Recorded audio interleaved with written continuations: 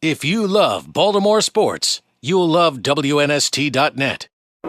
So I'm here with Ted Marchibroda, the longtime coach of the Baltimore Colts and the Baltimore Ravens. How you doing, Coach? Just fine, Lester. Good to be back in the Baltimore. Good to see you again. So I'm doing a book on coaching and leadership, and the biggest thing for me is I've talked to all sorts of Baltimore leaders about their heroes and the people that taught them how to be a coach. Who was the best coach you ever had? George Allen.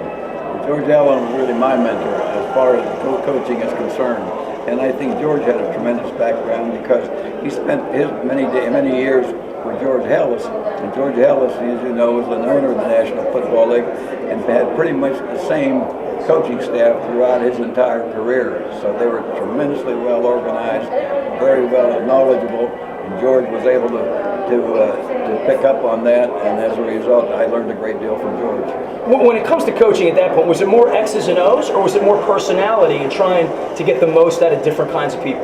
Well, I'll tell you what, I think that's another thing I learned from George. George was the fact that George felt that you had to treat your players right. You know, you had to treat them, you had to be honest with them. And the thing I learned really, Lester, the more that I coach, is we're in the people business rather than the X's and O's. Because of the fact that if your guys aren't ready to play, the X's and O's aren't too meaningful. But if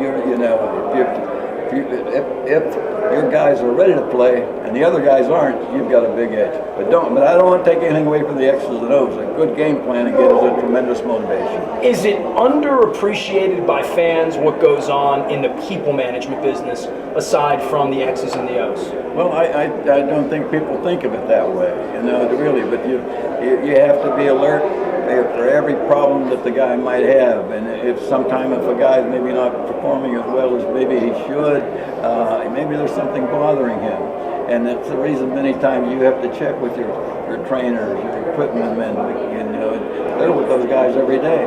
And by the same token, this is where again, if you have tremendous leadership within your ball club among the players, if you can replace ability sometimes, you can't replace leadership.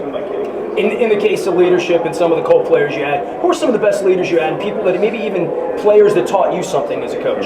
Well, I think again, as Bert was without question, an outstanding leader. He really was, and again, the club went as Bert went, which we certainly found out.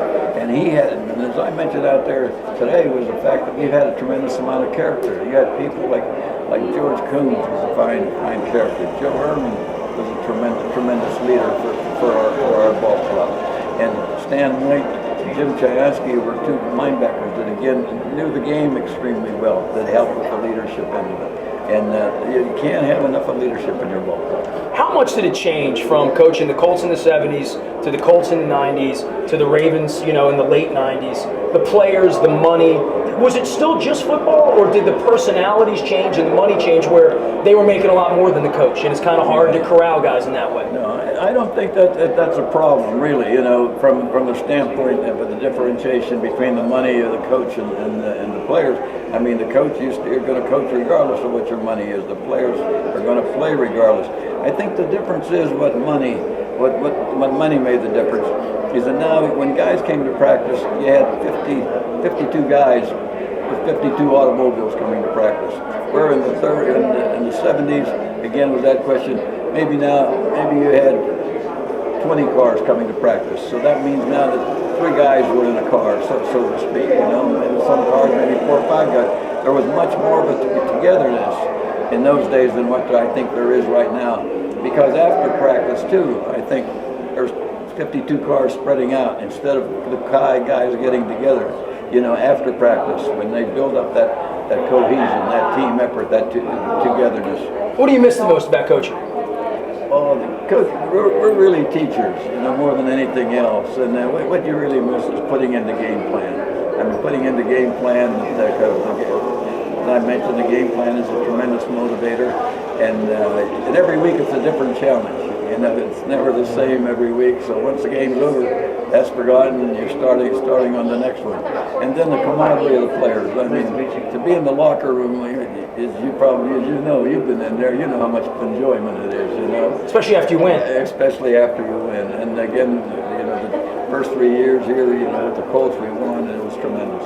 So, so many of the people you talk about, like George Allen, the people before you that taught you, who are the people that you feel like you made an impact on with coaching that keep that tree going? Because as you say, at the end, coach means teacher. Right. I talked to Jim Harbaugh this past 3 weeks. Congratulated him on his season, on a victory over Virginia Tech, and in his job. And he said, Coach, he said, you know what I took up from you, what I used to do, Lester, and it really worked for me with the Colts, and Jim was with the Colts. I had a player speak before practice, and I had another player speak after practice, because I felt, what can I say, from August to December, it's going to motivate your guys. But you pick the right guy at the right time. Now that's a tremendous motivator. And he told me that's what he did with us at Stanford.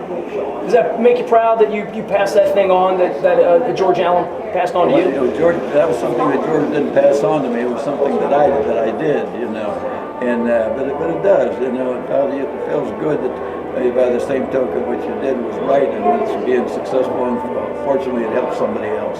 It's been an interesting time to see Baltimore have a team, lose a team, you coach the team, you coach the other team in Indianapolis. You're almost the linchpin for the whole Baltimore, Ursay, Indianapolis thing.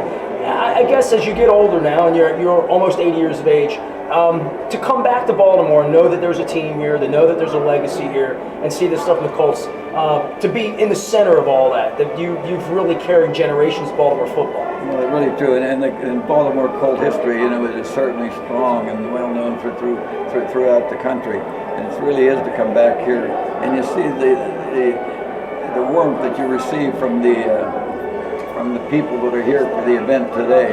It's certainly genuine, and also whenever you see the movies such as they showed here at the game, you see the excitement from the fans in the movies, and it's a great.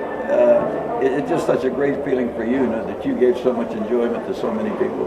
Last thing for you, if I were going to become a football coach, what would be the one piece of advice that you would give any young coach? The one thing they must do in order to be successful as a football coach? I think, again, maybe number one, I think we'll take for granted you have to have a knowledge about the game that you're in, But number two is know the pulse of your ball club. Always be alert and know the pulse of the club, what they're thinking, what they're reacting, how are they going to. And the important thing from a coach is to know whether they're practicing and know whether they're practicing. There's a difference. They can show up for practice, but are they practicing when they're out? You look great, man. You're healthy. Thank you very much for your time. Much appreciated. The great Ted Marchibroda here with us. We're out here in Martins West for the Sports Legends 75, 76 and Colts, 77 Colts reunion. But thank you, Ted. Thank you. Cheers. If you love Baltimore sports, you'll love WNST.net.